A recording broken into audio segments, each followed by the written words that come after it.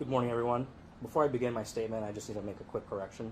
Yesterday, we were given information that the child was 5 years old, and then obviously, after the investigation has been completed, now we know that he was actually 4 years old. So I just want to make that quick note.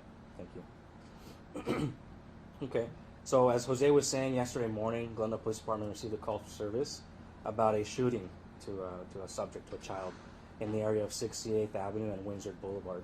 Our officers responded at around 10:17 in the morning and found the child who had suffered a gunshot wound to the chest.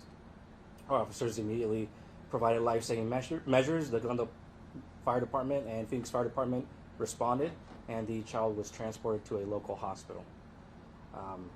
Everyone in the home was accounted for and cooperated. Our officers began securing the scene and preserving evidence. Our detectives responded to the scene and obviously assumed the investigation. We had detectives from the Violent Crimes Unit as well as the Child Crimes Unit respond. Through the investigation, it was learned that the child was in bed and there was a firearm in the bed. He reached over underneath a pillow, and then an accidental discharge is what occurred and struck the child. So after that, the adult that was with him in the bed, contacted the other adult. They began calling police, and that's when we responded, and our detectives, investigated this case. It's a tragic incident. It's very sad, but the child received medical care, and as of yesterday afternoon, he was stable and expected to survive. The father of the child, who was there present, has been identified as Kevin Lavelle Rhymes, of 44 years old. The girlfriend to Kevin was identified as LaQuasha Lachelle Sebastian, 31 years old.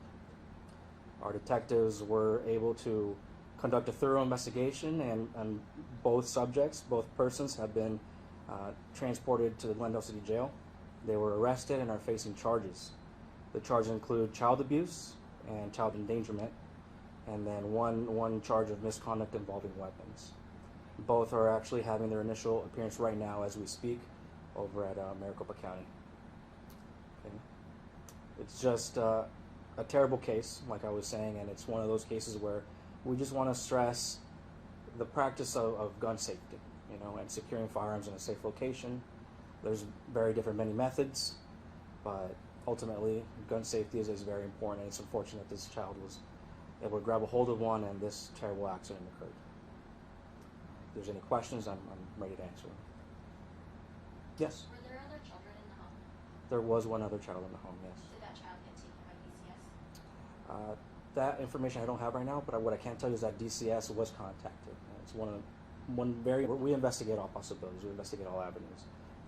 The Form 4 does have more information as part in regards to who owns the guns, where they were, and why. Okay. We're going to release those right afterwards in the very detail. Yeah. Thank you. Mm-hmm. And then I know you also touched on this, but again, a message to the community hearing this really horrible situation. Oh, absolutely. Great question. Yeah, we always, would like to extend knowledge and tips and suggestions to the community, right? For this case, we have a tragic incident that occurred with a firearm. Someone was injured, a child was injured. It's terrible when anyone gets injured with a firearm, but in this case, it was a 4-year-old boy, our victim. And one thing we want to stress is to practice gun safety. And there's many ways to practice it, You can invest and purchase a gun safe. It could be as elaborate as a big one you keep in the garage, in the closet, or it could be a small one for just a single handgun. There's also gun locks that go through parts of the firearm that prevent it from being chambered or fired, as well as keeping the firearm and ammunition separate from each other. Keeping the magazines or whatever mechanism is used to feed the rounds into the firearm, keeping those separate as well. So there's many different things and suggestions and practices that can be used for gun safety, but it's something we always stress, and we as officers, obviously, we carry firearms and we practice those diligently. Where was the other child in the home at the time? I do not have that information right now. I'm sorry.